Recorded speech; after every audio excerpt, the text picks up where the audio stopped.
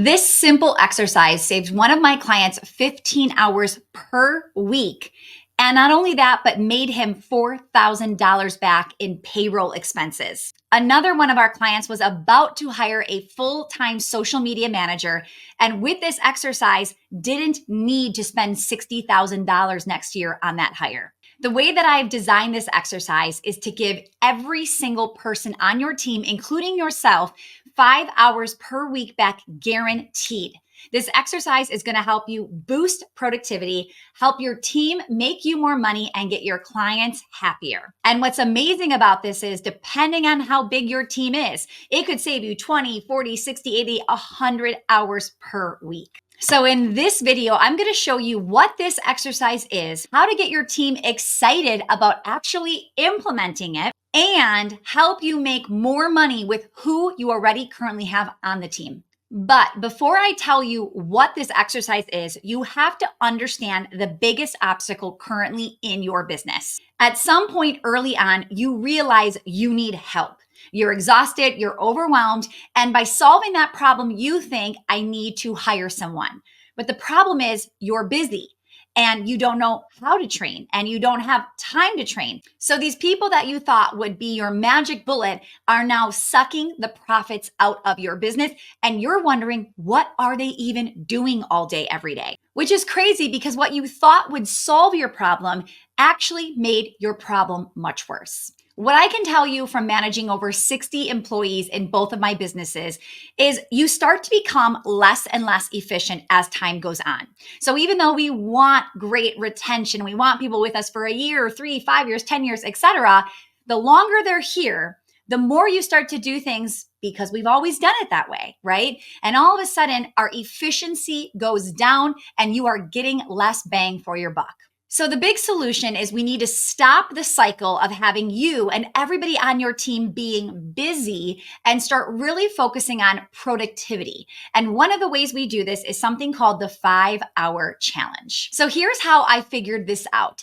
I have been right where you are. I had been overwhelmed, overworked, wanting to get help, but not thinking I could actually afford help. And I had to really look at, well, what do I do now? If I can't hire, but I need more help, what do I do? So I came up with this 5-hour challenge idea to get more out of my current team before I actually hired somebody. And I was able to uncover 5 hours per week of everybody working for me. At the time, there was 6 of us. So I uncovered 30 hours of productivity. And what's amazing is I didn't have to be able to afford to hire somebody new for 40 hours. I just gave, the team that all of a sudden opened up 30 hours. I was able to delegate and get more out of who I already had. So let me break this down and tell you what this looked like. The 5-hour challenge consists of 3 main steps. Number 1 is our task audit exercise. Now, you probably have already heard of a time audit exercise, right? Very, very common. It's something we have all of our well-oiled operations clients do. But a task audit is actually where we start to look at the specific tasks of what are you doing and evaluating what is it actually producing. So you're going to do this first as the owner, and then you're going to have everybody on your team do one as well. And don't worry, your team is actually going to love doing this, and I'll tell you why in just a second. So as far as a time audit, we're trying to figure out how much you're working and where that calendar is being split up. With this, it's not necessarily about how much you're working. It's about what you're working on. How long are certain things taking you? And we're just starting to brain dump some of the things you have on your plate that maybe I, the CEO, the owner, I don't even remember that I delegated that to you a year ago and you're still doing it. So this is where you get to say to your team members, I want to hear what you believe is unnecessary or inefficient. So this is why they're actually going to want to do it, because every person working for you believes that some of the things they're doing are a waste of time. And you are finally, for the first time, giving your permission for them to tell you. So you want to pull out of them, what do you believe is dated? Or we're doing it in a very manual way and we could automate it or update it. What are you doing where maybe, like I said, I assigned it to a year ago and you don't even think we're doing anything with it? As the owner, I will warn you, you are going to be blown away by some of the things your team is doing that you didn't even know they were doing. And it will be your fault. You will have told them to track this one KPI or do this one thing on a recurring basis. And they know you're not even looking at the document. They know you're not even doing anything with it. And they're going to finally bring this to your attention. We have a client example where somebody was working for this owner and they were just doing what they were told. And it was a very manual data entry. And finally, by doing this activity, they were giving permission to say, who's got a better idea? And this person kind of raised their hand and said, well, the thing that you have me doing every Friday that takes me about 4 hours, I actually know what software and how to automate this. And I think I can make this faster for you. So they let them try it. And it went from 4 hours every Friday to 30 minutes a week. Okay. So sometimes your team members are afraid to tell the boss, hey, you're doing this in a slow way. You're doing this in a dated way, right? So they don't want to tell you to your face. They're just trying to do a good job with what you've assigned them. And by giving them permission to say, no, tell me, I want to hear, right? They're going to tell you things you didn't know was actually going on. So step one is just brain dumping every single thing that they are actually doing. Step number 2 is where we identify the low value work. So I actually said to them, if you had to cut out 5 hours next week, what do you believe must have to go? So this actually works for somebody who doesn't want to tell you anything negative. Everything's great. I love working here. You're the best boss ever. No, there's nothing you need to change. The assignment is you must tell me your 5 hours of your lowest value work. Okay.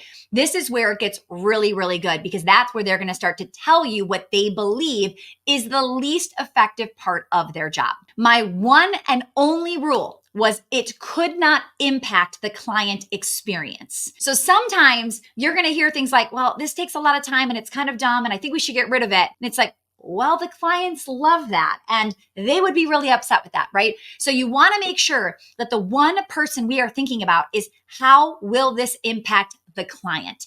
And as long as you can say, the client's not even going to notice, or the client's actually going to love this change because it's going to get them the result faster, whatever it is, we have to be client focused first. So that might mean that instead of writing down, let's get rid of the handwritten cards and go back to the typed up letters, right? It might be something that is strategically taking longer because it's more impactful. So you really want to ask yourself, okay, by doing this activity and getting rid of it, how will the client feel? How will they be impacted? So the 2 questions you want to ask is, what problems are we solving by doing this activity? The next question is, what problems are we creating by getting rid of this activity? Those 2 questions will be a game changer in how every single person answers what they believe they should get off. Now, before I go and actually do this with my team, I talk about impact versus effort and what that matrix looks like with 4 quadrants. So I want to explain it here, and please feel free to share this video with them so they understand how to do this activity specifically. So there are 4 major types of activities. I want you to start to categorize everything you do. So number 1 is something we call a quick win, right? And I think you can understand what that means. So a quick win can be high impact, but low effort, something you can very quickly cross off today's to-do list, but you will feel the result very soon. These are top priority tasks that are actually not going to take a lot of time. And it could be sending a quick email to a client who's waiting for a response. It's important, but very low time consuming. Number 2, major projects. So this is high impact, high effort. This is not a quick 2-minute task where you're shooting an email over, right? This is something that might be very time intensive, resource intensive. This might require really careful planning and big long-term commitment. You're not looking at just today's win, but you're looking at wins 90 days from now, a year from now, etc. So when you have that to-do list, our brain just wants to check off as many things as we can. So sometimes I think it's easy to go to the quick wins first because we can see, okay, this is fast and I'll get the result. When we look at the big projects, it's like, I don't really want to squeeze it in. I'm wrapping up my day. So what do? We fill in to look busy, but we're not being productive. We're not producing. So these fill-ins have low impact, low effort. So these are things that are really easy to complete, very fast to complete, but you're not going to see a significant boost in your business. We want to teach our team that this can be very, very dangerous to fill in with these small, really meaningless tasks. And this is definitely an area we're going to want to look at when we decide what are our 5 least valuable hours of our week. And then there's number 4, low impact, high effort. I see people working way too hard all the time. So we coach hundreds and hundreds of small business owners all around the world, and we work with their employees as well. So we will see sometimes people putting 10 hours a week into a specific social media platform and nothing's happening. They're not growing followers. They're not making sales. They're just posting because they think they're supposed to post, right? But there's no strategy behind it. So sometimes, yes, it might be a great idea to add Instagram to your platform of choice, right? But it might be a not right now strategy. If you're doing it to do it, but it's just not working, why are you wasting your time? I actually would have put YouTube in that category for me a few years ago. It was one of those things where it was low impact for me, very high effort. It was taking a lot of my time and energy, but we didn't understand YouTube and nothing was really coming from it, right? But in my mind, it was like, but I have to be on YouTube. Everybody's on YouTube. Trust me when I say time wasters, you're like, oh, we don't do that. You are doing this and your team is doing this. So you want to start to have them look at what they're doing and put them into one of these 4 quadrants. And then with this data, we number 3, reallocate that time to high impact tasks. So we want to take the fill-ins and the time wasters and get rid of them. Now, when they have this 5 hours of what they think is this low impact, right? High effort, low effort, whatever it is, but low impact, we want them to bring that to our attention. So nobody should be shaving off 5 hours a week without their manager approval. Now, what do you do with those 5 hours per week? Well, there's 2 things I want you to understand. Number 1 is there are people on your team that are just overworked. They are working more than they are actually getting paid for. Or maybe they're working 50 hours a week for a full-time job that they were hoping was just going to be 40 hours per week. So some of you that are listening, you want to make sure you ask your team, how many hours are you working? We have seen with many of the businesses we help coach that the owner thinks that I'm paying her for 20 hours per week. And then we look at her task audit and her time audit, and she's working 30 hours a week, just working more and not getting paid for it. No one is going to want to stay with you long term when you aren't paying them for what they're actually producing in the company. So make sure to help them get down. And in fact, maybe you reduced 5 hours, but they're 10 hours a week over. Do this again in just a week or so and really get them to understand, hey, we've got to figure out what is at your bottom priority list. Now, for the second type of person, they are working 30 hours a week. You're paying them 30 hours a week, and you just chopped off 5 hours. Now, you'll want to make sure that when you start to assign this challenge, nobody is thinking you're cutting 5 hours a week out of their schedule, because they might go, no, I want to work 30 hours a week. I don't want to work 25 hours. Great. We want you working 30 hours too. So what we're going to do is we're going to figure out those 5 hours and we're going to reallocate them to more of the quick wins, more of the big projects that are actually going to move the needle. So we're going to make the team stronger and replace those hours with those high value, high impact tasks. Here is where you want to focus on activities that actually directly impact the revenue. You want to be asking yourself, how can we make this a better customer experience, customer satisfaction? Why would that matter? Because you're going to get more people to buy again, refer more people. So these activities become money-making activities. And here's the bonus tip that I want to share. The first time you do this will actually be the worst time you do this, the least effective. And even with it being the least effective, I still am guaranteeing you 5 hours per week back. How can I guarantee this? Well, because here's the deal. Because with the hundreds of clients we've worked with and all of their employees that they've employed, we have never found somebody to say, wow, this team member is 100% efficient. Every single thing they're doing is 100% high impact. Never. And even CEOs, we've never found them to be working at 100% efficiency. So I am guaranteeing 5 hours back per person that takes this challenge. Now, what's amazing about this is you can do it again every 90 days.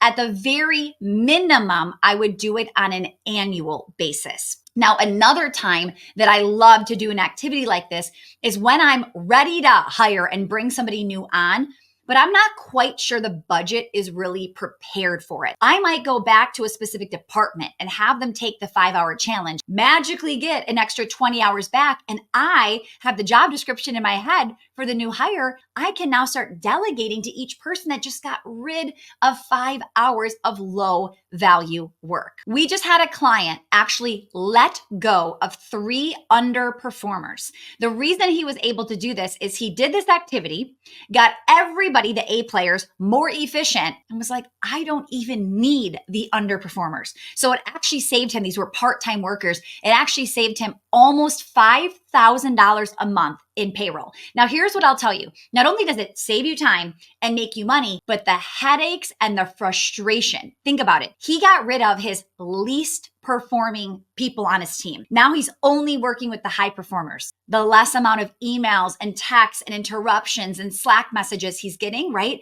That is a really, really impactful difference when you start to do this effectively. Now, if this video just feels like another task on your never-ending to-do list, I have a video I think you're going to enjoy all about prioritization. Click here to start watching that video now.